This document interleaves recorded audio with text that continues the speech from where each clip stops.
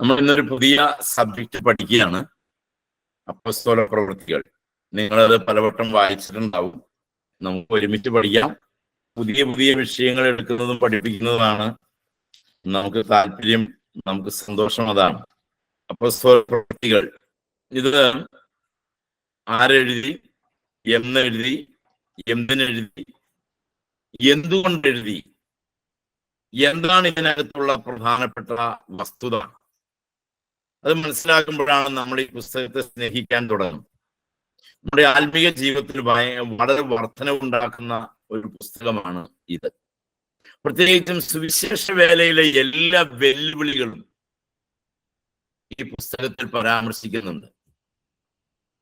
സുവിശേഷ വേലയുടെ മുൻപിൽ അഭിമുഖീകരിക്കേണ്ടി വരുന്ന പ്രതികൂലങ്ങൾ, അതിനകത്തുള്ള ദൈവാത്മാവിന്റെ ഇടപെടൽ എല്ലാം വെളിപ്പെടുത്തുന്ന ഒരു പുസ്തകമാണ് അപ്പോസ്തല പ്രവൃത്തികൾ.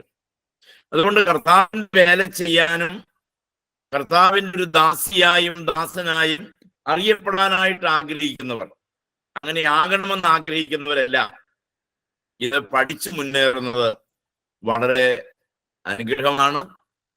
നിങ്ങളുടെ ഒരു പ്രാവശ്യം വായിച്ചത് കൊണ്ട് ഒന്നും കിട്ടാനില്ല. ഇതിനകത്ത് വളരെ പ്രധാനപ്പെട്ട 2-3 ടോപ്പിക് ഉള്ളത് പൗലോസിന്റെ മിഷണറി യാത്രകളാണ്. അത് നമുക്ക് ഏറ്റവും നന്നായിട്ട് പഠിപ്പിക്കണം എന്ന് എൻ്റെ മനസ്സിൽ ആഗ്രഹിക്കുന്നുണ്ട്. അത് നിങ്ങൾ അതുപോലെ തന്നെ എന്നോടൊപ്പം നിന്നാൽ നമുക്ക് ഇതിൽ നിന്നൊരു സമഗ്രമായ പഠനത്തിന് നമുക്ക് അപ്പോസ്തല പ്രവൃത്തികൾ വിധേയമാക്കാം. ഇതിൽ ചെറിയ ചെറിയ പ്രസംഗ വിഷയങ്ങളുണ്ട്. നമുക്ക് പ്രസംഗിക്കാനായിട്ടുള്ള ചെറിയ ടോപ്പിക്സ് ഇതിൽ നമുക്ക് ലഭ്യമാണ്. പിന്നെ നമുക്ക് ഇതിൽ നിന്ന് ഓരോ സുവിശേഷകനും പഠിക്കേണ്ട ചില കാര്യങ്ങൾ ഇതിനകത്തുണ്ട്. പരിശുദ്ധാത്മാവ് ദൈവവേലയ്ക്ക് വേണ്ടി സമർപ്പിക്കപ്പെട്ട ഒരാളെ എങ്ങനെയാണ് ഉപയോഗിക്കുന്നത് എന്നെല്ലാം ഈ പുസ്തകം പഠിക്കുമ്പോൾ നമുക്ക് ഗ്രഹിക്കാനായിട്ട് സാധിക്കും. അതുകൊണ്ട് നമുക്ക് പ്രാർത്ഥനയോടെ ഈ ടോപ്പിക്കിലേക്ക് കടന്നു വരാം. നമുക്ക് ഒരു നിമിഷം പ്രാർത്ഥിക്കാം. കാരുണ്യവാനായ ഞങ്ങളുടെ ദൈവമേ, കരുണയുള്ള കർത്താവേ, നിന്റെ വരവ് എന്ന് ഞങ്ങൾക്കറിയില്ല. അങ്ങയുടെ വരവാണോ ഞങ്ങളുടെ മരണമാണോ ആദ്യം, അത് ഞങ്ങൾക്കറിയില്ല. ഞങ്ങൾ വിശ്വാസത്തോടെ അങ്ങയുടെ വചനത്തിന്റെ പഠനത്തിലേക്ക് ഞങ്ങൾ പ്രവേശിക്കുകയാണ്. നിനക്ക് മനസ്സാകുന്നെങ്കിൽ അങ്ങയുടെ കാൽപാദത്തിലിരുന്ന് ഞങ്ങൾ ഒരുമിച്ച് പഠിക്കാനായിട്ട് ആഗ്രഹിക്കുന്നു കർത്താവെ. ഞങ്ങളെ പഠിപ്പിക്കുന്നത് പരിശുദ്ധാത്മാവാണ്. അങ്ങയുടെ പ്രവൃത്തികളെ സംബന്ധിച്ചാണ് ഞങ്ങൾ പഠിക്കുന്നത്. അങ്ങയുടെ സാന്നിധ്യം ഞങ്ങൾക്ക് തരണമേ കർത്താവെ. അങ്ങയുടെ സഹായം ഞങ്ങൾ ചോദിക്കുന്നു. ഇന്ന് ഈ ഡിവൈസിൽ കയറുന്ന എല്ലാവർക്കും പ്രയോജനപ്പെടുന്ന സ്വർഗത്തിലെ നല്ല ആലോചന ഞങ്ങളെ കേൾപ്പിക്കണമേ. അങ്ങയുടെ നാമമഹത്വത്തിനായി ഇത് സമർപ്പിക്കുകയാണ്. എന്നെ നിനക്കറിയാലോ കർത്താവേ. ഓർമ്മയിലും കഴിവിലും പ്രാപ്തിയിലും വിദ്യാഭ്യാസത്തിലും മികവിലും എല്ലാം കുറവുള്ളവനായ ഈ സാധുവായ അടിയനെ ഈ വചനം ആധികാരികമായി പഠിപ്പിക്കുവാൻ പരിശുദ്ധാത്മാവിന്റെ അഭിഷേകവും ശക്തിയും തരണമേ കർത്താവെ. ഓർമ്മക്കുറവുകളും അബദ്ധങ്ങളും വരാതെ നിന്റെ കരുണയുള്ള കരങ്ങളാൽ സൂക്ഷിച്ച് നടത്തണമേ. ആരോഗ്യപരമായ കാരണങ്ങളാൽ ഇതിൽ സംബന്ധിക്കാതിരിക്കാൻ ഇടവരരുത്. ഉത്സാഹത്തോടെ മടുപ്പില്ലാതെ നിന്റെ വചനം പഠിക്കാനുള്ള അഭിഷേകം ഞങ്ങൾക്ക് തരണമേ. ആത്മാവിനാൽ പരിശുദ്ധാത്മാവിന്റെ പ്രവൃത്തികൾ അടങ്ങിയ ഈ പുസ്തക പഠനം അങ്ങയുടെ കാൽപാദത്തിൽ ഇതാ സഭയെയും അങ്ങയുടെ നാമത്തിന്റെ മഹത്വത്തിനായി സമർപ്പിക്കുന്നു. കൃപയോടെ കേൾക്കണം. നമ്മൾ ചിന്തിക്കുന്നത് ലൂക്കോസിന്റെ സുവിശേഷത്തിന്റെ ആമുഖ പഠനമാണ്, ഇൻട്രൊഡക്ഷനാണ്. ആരാണ് ഈ പുസ്തകം എഴുതിയത്? അതിനെക്കുറിച്ച് പല അഭിപ്രായങ്ങളുണ്ടെങ്കിൽ പോലും വേദശാസ്ത്ര പഠിതാക്കൾക്കിടയിൽ അംഗീകരിക്കപ്പെട്ടിട്ടുള്ളത് ലൂക്കോസാണ്, വൈദ്യനായ ലൂക്കോസാണ് ഈ പുസ്തകം എഴുതിയത് എന്നാണ് പറയുന്നത്. മൂന്നാമത്തെ സുവിശേഷവും അപ്പോസ്തല പ്രവൃത്തികളും എഴുതിയത് വൈദ്യനായ പ്രിയ ലൂക്കോസാണ്.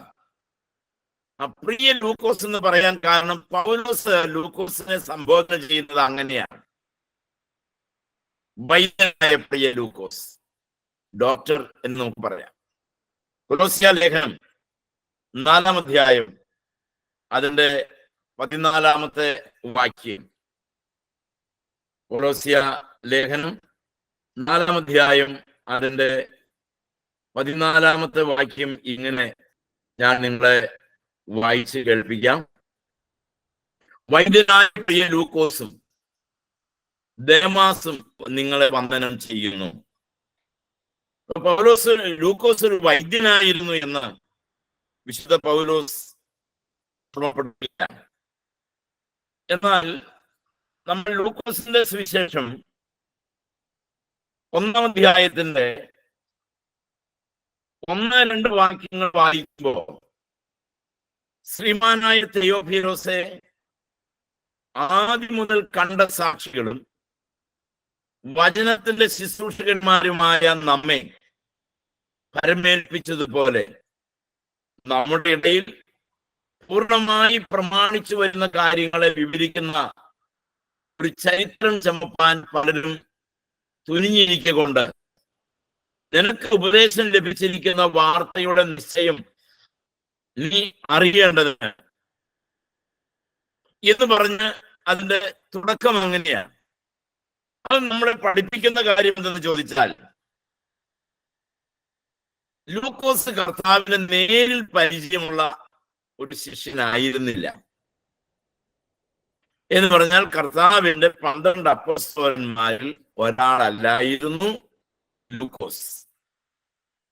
പൗലോസിന്റെ വൈദ്യനായിരുന്ന ലൂക്കോസ് എന്നുള്ള പ്രയോഗത്തിലൂടെ പൗലോസും ലൂക്കോസുമായിട്ട് വളരെ ആത്മാർത്ഥമായ ബന്ധം ഉണ്ടായിരുന്നു എന്ന് പറയുന്നു.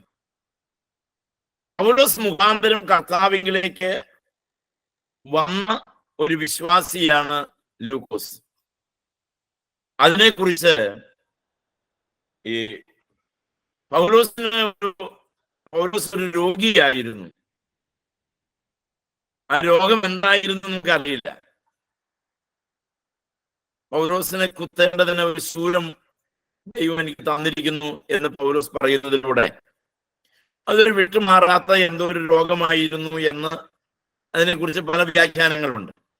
അതുകൊണ്ട് തന്നെ പൗലോസും ഈ വൈദ്യനായ ലൂക്കോസും തമ്മില് ഒരു രോഗി, ഒരു ഡോക്ടർ, അതിലൂടെയാണ് ലൂക്കോസ് കർത്താവായ യേശുക്രിസ്തുവിനെ കണ്ടുമുട്ടാൻ കാരണമായത് എന്നെല്ലാം പറയപ്പെടുന്നുണ്ട്. അതിന്റെ ഒന്നും നിജസ്ഥിതി നമുക്കറിയില്ല. പക്ഷെ ഏതായിരുന്നാലും പൗലോസിനെ ചികിത്സിച്ച ഡോക്ടർ എന്നോ അല്ലെങ്കിൽ പൗലോസ് തന്റെ യാത്രാവേളയിൽ കണ്ടുമുട്ടിയ ലൂക്കോസ് എന്നോ എങ്ങനെ പറഞ്ഞാലും കുഴപ്പമില്ല, പൗലോസ് ലൂക്കോസിനെ സ്വന്തമാക്കി വചനത്താൽ എന്ന് നമുക്ക് ചിന്തിക്കാം.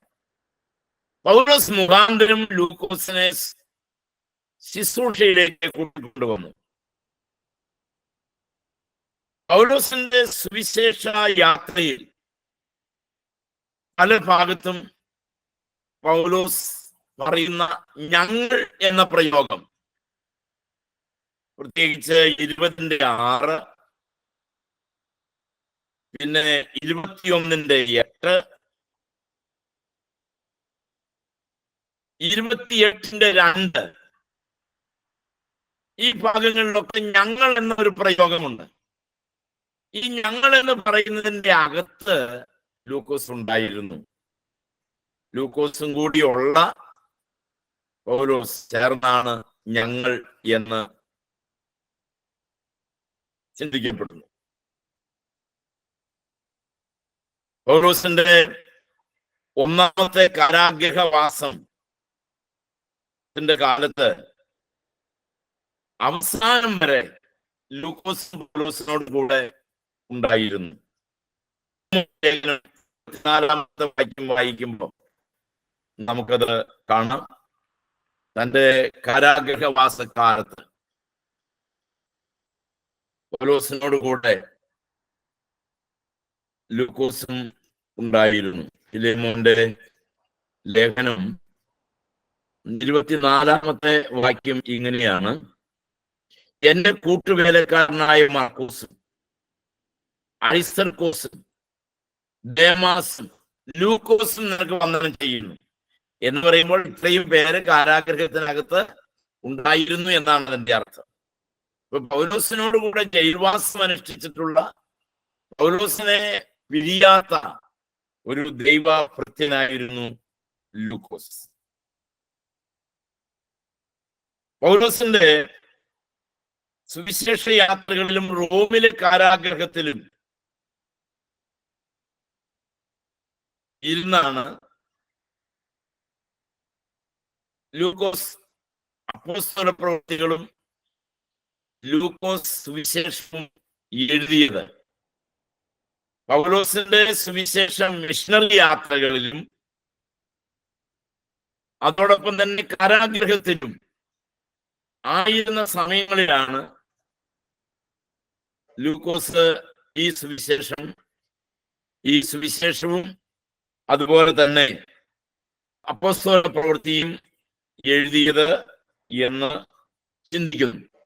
അതിന് കാരണം തിമോഥെയോസിന്റെ 2-ാമത്തെ ലേഖനം 4-ാമത്തെ അധ്യായം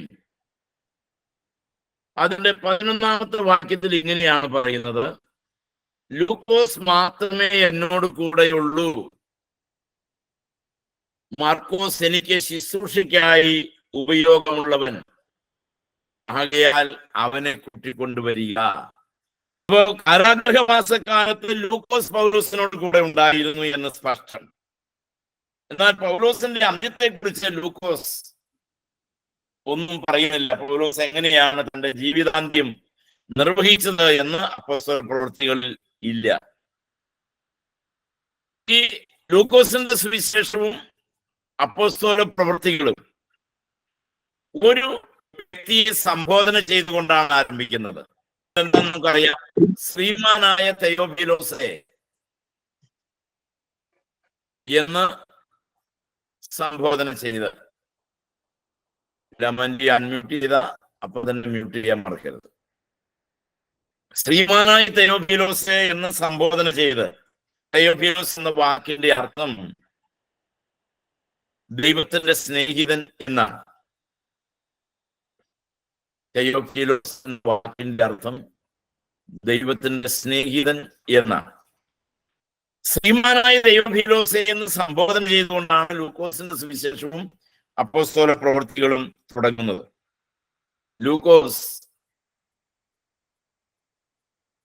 ജനനം അന്ത്യോക്യയിലാണ്. ലൂക്കോസ് വളർന്നത് ട്രോവാസിലാണ്. ലൂക്കോസ് പഠിച്ച് വൈദ്യം പഠിച്ചത് അന്ത്യോക്യയിൽ ജനിച്ചു, ട്രോവാസിൽ വളർന്നു, വൈദ്യം പഠിച്ചു. ലൂക്കോസ് ഒരു അവിവാഹിതനായിരുന്നു. അതുകൊണ്ടാണ് അവിവാഹിതനായ പൗലോസും ലൂക്കോസും തമ്മിൽ കമ്പനിയാകാനുള്ളതിന്റെ ഒരു കാരണം അതാണ്. രണ്ടുപേരും അവിവാഹിതരാണ്. പൗലോസിന്റെ മരണശേഷമാണ് ലൂക്കോസ് റോം വിട്ട് പോരുന്നത്. അതിനുശേഷം എഫേസോസിൽ ലൂക്കോസ് താമസിക്കുന്നു. എഫേസോസിൽ താമസിച്ചു വരവേ സുവിശേഷ പ്രവർത്തനങ്ങളിൽ ലൂക്കോസ് ഏർപ്പെട്ടു പോകുന്നു. 85-ാമത്തെ വയസ്സിൽ ഞാൻ ഈ ലോകത്തോട് യാത്ര പറഞ്ഞ് കർത്തൃസന്നിധിയിൽ പ്രവേശിക്കുവാൻ നിർബന്ധിതനായി. അധികാരികൾ ലൂക്കോസിനെ കൊല്ലുകയായിരുന്നു. അങ്ങനെ വാളിന്റെ വാഴത്തിലേക്ക് ലൂക്കോസ് വിധേയനായി. അങ്ങനെ ലൂക്കോസ് രക്തസാക്ഷിയായി. ലൂക്കോസ് ജനിച്ചത് അന്ത്യോക്യയിലാണ്, വളർന്നത് ത്രോവാസിലാണ്, പഠിച്ചത് ഫിലിപ്പിയിലാണ്. റോമിലെ കാരാഗ്രഹവാസം, റോമിലെ പൗലോസിന്റെ അന്ത്യത്തോടുകൂടി തന്റെ കൂട്ടുകാരന്റെ വേർപാടിൽ ദുഃഖിതനായി അവൻ റോം വിട്ടു. റോമിൽ നിന്ന് പിരിഞ്ഞു വന്ന എഫേസോസിൽ താമസിച്ചു.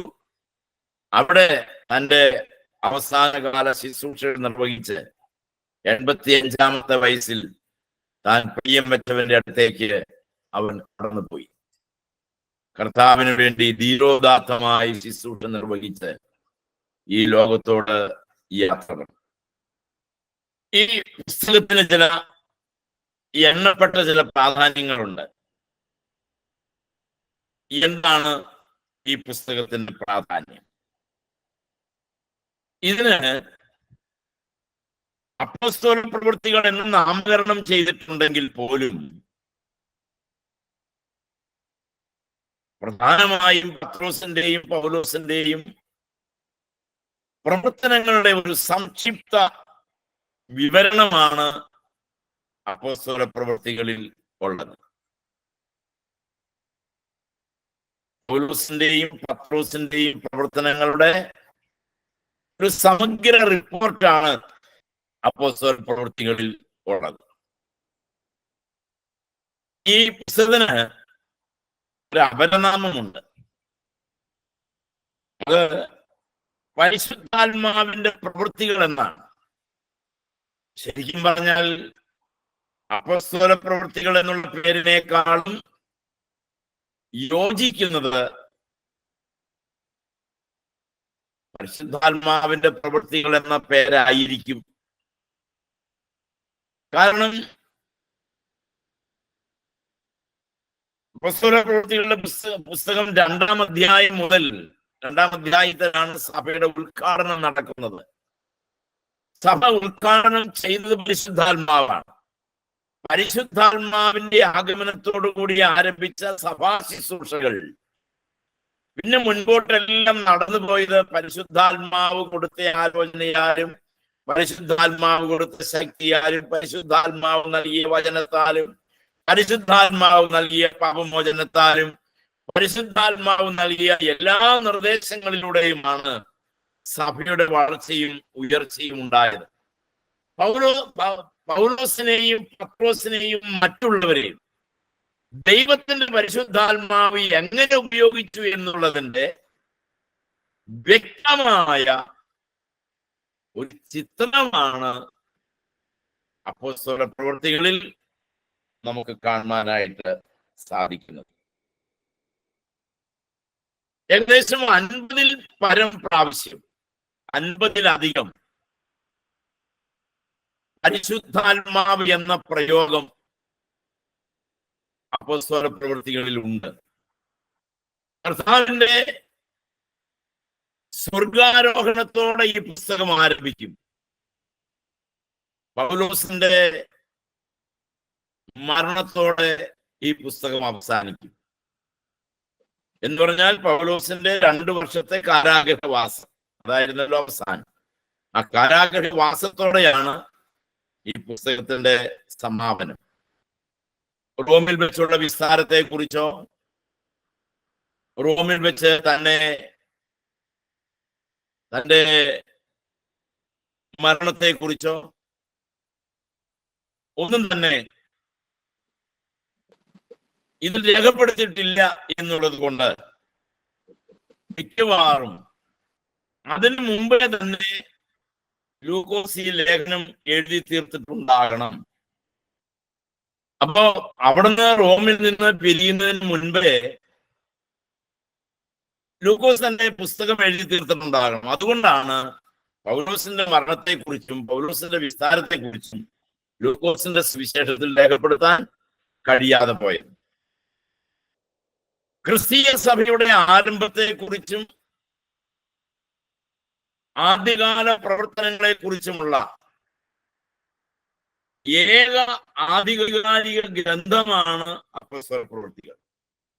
ആ നിലയിൽ ദൈവവചനത്തിൽ അപ്പോസ്തല പ്രവൃത്തിക്ക് ഏറ്റവും ഉന്നതമായ സ്ഥാനമാണുള്ളത്. കാരണം മറ്റു ഒരു പുസ്തകത്തിലും സഭയുടെ ആരംഭത്തെ കുറിച്ചും അതിന്റെ പ്രവർത്തനങ്ങളുടെ ആധികാരികതയെ കുറിച്ചും പറയപ്പെട്ടിട്ടില്ല.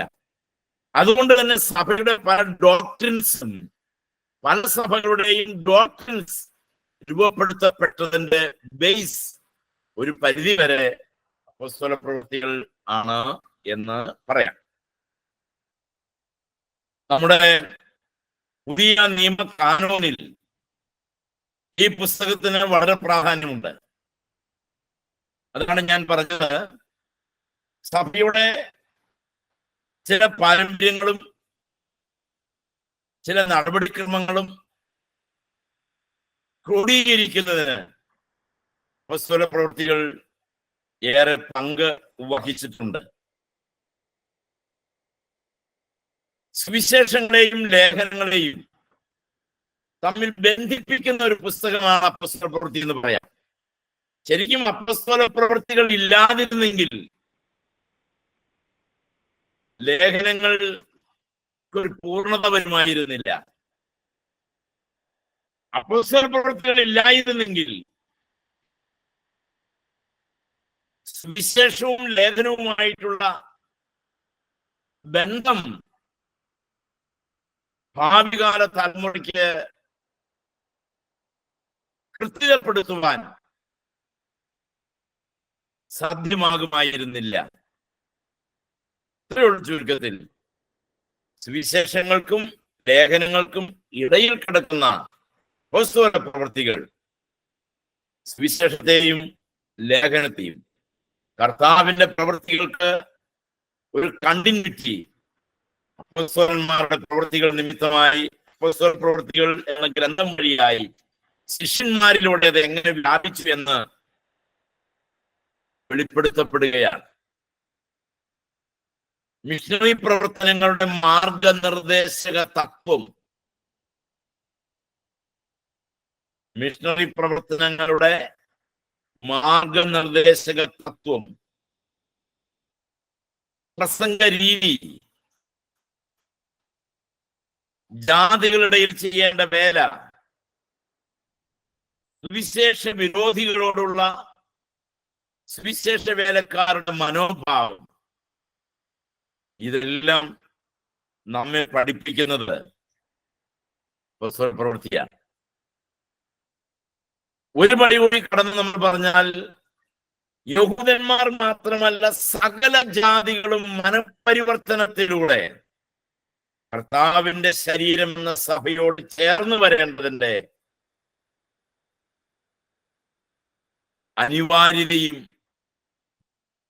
ആവശ്യവും അപ്പോസ്തല പ്രവൃത്തി ദൈവമക്കളെ പഠിപ്പിക്കുന്നു. എന്തിനാണ് ഈ പുസ്തകം എഴുതിയത്? ആ ചോദ്യത്തിന്റെ ഉത്തരം ഒന്നാമത്തെ കാര്യമാണ്. എന്തിനാണ് ഈ പുസ്തകം എഴുതിയത്? ലക്ഷ്യം എന്താണ്? സഭയുടെ ആരംഭവും വളർച്ചയും, അല്ലെങ്കിൽ സഭയുടെ ജനനവും വളർച്ചയും സൂക്ഷ്മമായി വിശദമാക്കുക അല്ലെങ്കിൽ വിവരിക്കുക എന്നതാണ് അപ്പോസ്തല പ്രവൃത്തിയുടെ ലക്ഷ്യം. സഭയുടെ ജനനവും വളർച്ചയും ഏകദേശം AD 30 മുതൽ 62 വരെയുള്ള കാലയളവുകൾക്കകത്ത് സംഭവിച്ച കാര്യങ്ങളാണ് അപ്പോസ്തല പ്രവൃത്തികളിൽ രേഖപ്പെടുത്തപ്പെട്ടിട്ടുള്ളത്. AD 30 മുതൽ AD 62 വരെയുള്ള കാലഘട്ടങ്ങൾക്കിടയിൽ ക്രിസ്തീയ സഭയുടെ ജനനവും വളർച്ചയും സംബന്ധിച്ച കാര്യങ്ങളാണ് അപ്പോസ്തല പ്രവൃത്തികളിൽ രേഖപ്പെടുത്തിയിട്ടുള്ളത്. ഈ പുസ്തകത്തെ നമുക്ക് പഠന സൗകര്യാർത്ഥം 8 വിഭജിക്കാം. 8 ഭാഗങ്ങളായിട്ട് അപ്പോസ്തല പ്രവൃത്തിയെ വിഭജിക്കാം. അധ്യായം 1 കാത്തിരിക്കുന്ന സഭ. രണ്ടാമത്തെ കാര്യം അധ്യായം 2 മുതൽ 8 വരെയാണ്. പെന്തക്കോസ്ത് നാൾ മുതൽ ശൗവലിന്റെ മാനസാന്തരം വരെയാണ്. പെന്തക്കോസ്ത് മുതൽ പൗലോസിന്റെ മാനസാന്തരം വരെ. പൗലോസിന്റെ അല്ലെങ്കിൽ ശൗവലിന്റെ മാനസാന്തരം വരെ. മൂന്നാമത്തേത് ശൗവലിന്റെ മാനസാന്തരം മുതൽ ഒന്നാം മിഷണറി യാത്ര വരെ. ശൗവലിന്റെ മാനസാന്തരം മുതൽ ഒന്നാം മിഷണറി യാത്ര വരെ 9 മുതൽ 12 വരെയുള്ള അധ്യായങ്ങൾ. 9 മുതൽ 12 വരെയുള്ള അധ്യായങ്ങൾ. നാലാമത്തേത് 13, 14 അധ്യായങ്ങളാണ് ഒന്നാം മിഷണറി യാത്ര. ഒന്നാം മിഷണറി യാത്ര. അഞ്ചാമത്തേത് യെരുശലേം സുന്നകദോസ്. 15-1 മുതൽ 34 വരെ. യെരുശലേം സുന്നകദോസ് 15-1 മുതൽ 34 വരെ. ആറാമത്തേത് 15-35 മുതൽ 18-22 വരെ. രണ്ടാം മിഷണറി യാത്ര. ഏഴാമത്തെ കാര്യം മൂന്നാം മിഷണറി യാത്ര. 18-23 മുതൽ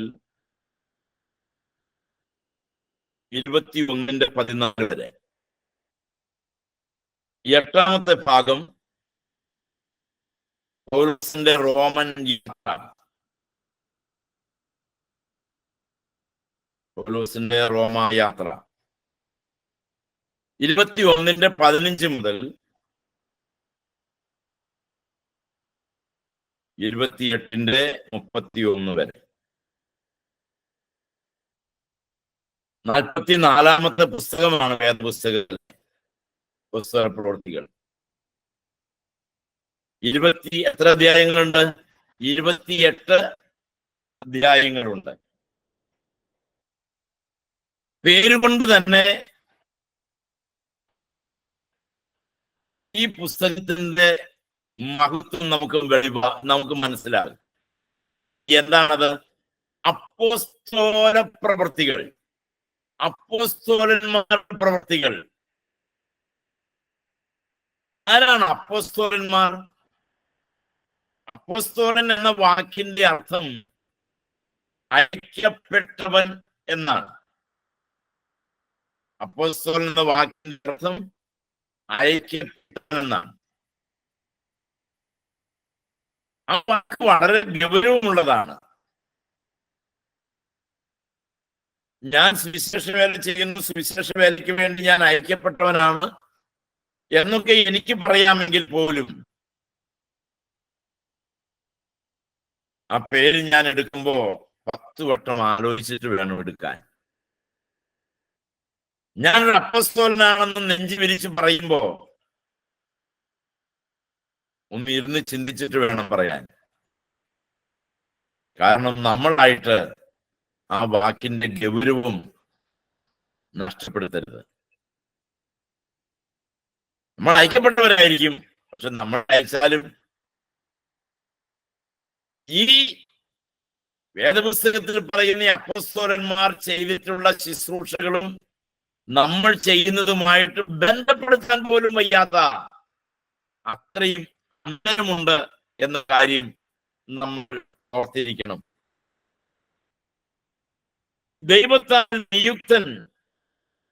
ദൈവത്താൽ നിയോഗിക്കപ്പെട്ടവൻ എന്നല്ല ദൈവഭക്തന്മാരെ കുറിച്ചും നമുക്ക് ചിന്തിക്കുകയും പറയുകയും ചെയ്യാം. പക്ഷേ ഞാൻ പറഞ്ഞ കാര്യം നിങ്ങൾ വിസ്മരിക്കരുത്. 10 വട്ടം ആലോചിച്ചിട്ട് വേണം ആ പേര് ഉപയോഗിക്കാനായിട്ട്. എബ്രായ ലേഖനം നമ്മൾ വായിക്കുമ്പോൾ, എബ്രായ ലേഖനം 3-ാം അധ്യായം അതിന്റെ 1-ാമത്തെ വാക്യത്തിൽ നമ്മൾ ഇങ്ങനെ വായിക്കുന്നു.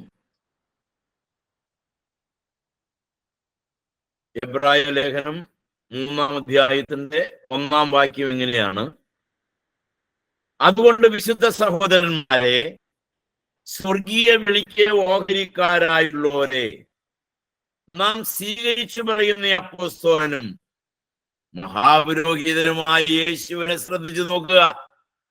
അവിടെ യേശുവിനെ കുറിച്ച് എങ്ങനെ പറഞ്ഞിരിക്കുന്നു? അപ്പോസ്തലൻ എന്നാണ് പറഞ്ഞിട്ടുള്ളത്.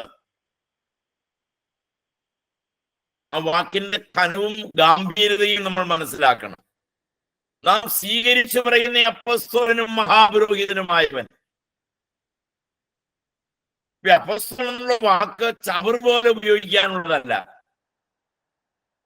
നമ്മളുടെ ഒരു ഡിഗ്രി പ്രൊഫഷൻ ഉപയോഗിക്കുന്ന പോലെ ഉപയോഗിക്കാനുള്ളതല്ല. വളരെ ഗൗരവത്തോടെ ഉപയോഗിക്കേണ്ടതാണ് ആ വാക്ക്.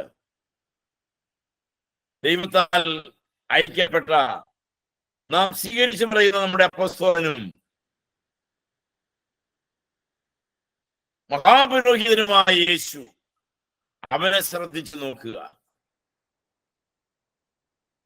ദൈവത്തിന്റെ സന്ദേശവുമായി ഇസ്രായേൽ ജനത്തിന്റെ ഇടയിലേക്ക് ഐക്യപ്പെട്ടവരെയും അപ്പോസ്തലന്മാർ എന്ന് വിളിച്ചിട്ടുണ്ട്. ലൂക്കോസിന്റെ സുവിശേഷം 11-ാമത്തെ അധ്യായം 49-ാമത്തെ വാക്യം, കർത്താവ് അറിയിപ്പുകാരെ, ഇസ്രായേൽ ജനത്തിനെ കാണാതെ പോയ ആടുകളുടെ ഇടയിലേക്ക് അയക്കുമ്പോൾ ഇങ്ങനെയാണ് പറയുന്നത്: അതുകൊണ്ട് ദൈവത്തിന്റെ ജ്ഞാനം പറയുന്നത്, ഞാൻ പ്രവാചകന്മാരെയും അപ്പോസ്തലന്മാരെയും അവരുടെ അടുക്കൽ അയക്കുന്നു. അവരിൽ ചിലരെ അവർ കൊല്ലുകയും ഉപദ്രവിക്കുകയും ചെയ്യും. അപ്പോ കർത്താവും ആ കാര്യത്തെ കുറിച്ച് പറയുന്ന ഇസ്രായേൽ ജനത്തിന്റെ നടുവിലേക്ക് ഒരു പ്രത്യേക ലക്ഷ്യത്തിനു വേണ്ടി അയക്കപ്പെട്ടവരാണ് അപ്പോസ്തലന്മാർ. അവരുടെ കർത്തവ്യങ്ങൾ എന്തൊക്കെയാണ്? അവരെന്തൊക്കെയാണ് ചെയ്യേണ്ടത്? അപ്പോസ്തലന്മാരുടെ ഡ്യൂട്ടീസ് എന്താണ്? നമ്മൾ മർക്കോസിന്റെ സുവിശേഷം 3-ാം അധ്യായത്തിന്റെ 14-15 വാക്യങ്ങൾ, അവൻ തന്നോടുകൂടെ ഇരിപ്പാനും പ്രസംഗിക്കേണ്ടതിന് അയപ്പാനും ഭൂതങ്ങളെ പുറത്താക്കേണ്ടതിന് അധികാരമുണ്ടാകുവാനും പന്തിരുവരെ നിയമിച്ചു. എന്താണ് അപ്പോസ്തലന്മാരുടെ ഡ്യൂട്ടി? കൂടെ ഇരിപ്പാൻ,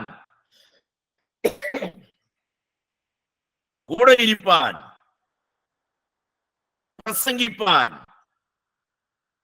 രോഗികളെ സൗഖ്യമാക്കാൻ. ഈ 3 യോഗമാണ് അപ്പോസ്തലന്മാരിൽ നിക്ഷിപ്തമായിട്ടുള്ളത്.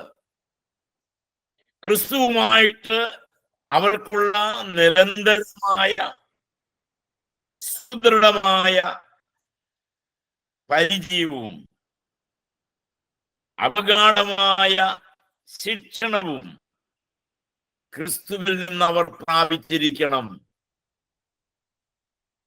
ഞാനൊരു അപ്പോസ്തലനാ, ഞാൻ എന്നെ അയച്ചേക്കണമെന്ന് പറഞ്ഞിട്ട് കാര്യമില്ല. കർത്താവുമായിട്ടുള്ള വളരെ കൃത്യമായ, വ്യക്തമായ, ദൃഢമായ ബന്ധം സൂക്ഷിക്കുന്നവരായിരിക്കണം അവർ. അവർ യേശുവിന്റെ പുനരുദ്ധാനത്തിന് സാക്ഷികളായി തീർന്നു. സാക്ഷികളായിരുന്നു. അപ്പോസ്തല പ്രവൃത്തികൾ 2:32 വാക്യം. അപ്പോസ്തല പ്രവൃത്തികൾ 2:32 വാക്യം ഇങ്ങനെയാണ്: അതിന് ഞങ്ങൾ എല്ലാവരും സാക്ഷികളാകുന്നു. ആരാണ് ഞങ്ങൾ? അപ്പോസ്തലന്മാരെല്ലാവരും സാക്ഷികളാകുന്നു. അങ്ങനെ ഐക്യപ്പെട്ടവരാൽ, നിയോഗിക്കപ്പെട്ടവരാൽ, ഉത്തരവാദിത്വങ്ങളുള്ളവരാൽ,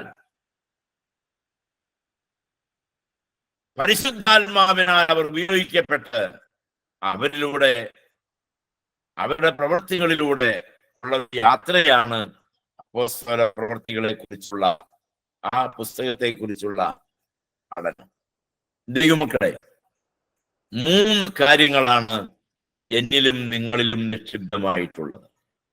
എന്നെ എൻ്റെ ദൈവം അയച്ചിരിക്കുന്നു എന്ന് വിശ്വസിക്കുന്നവർ ഭാഗ്യവാന്മാരാണ്.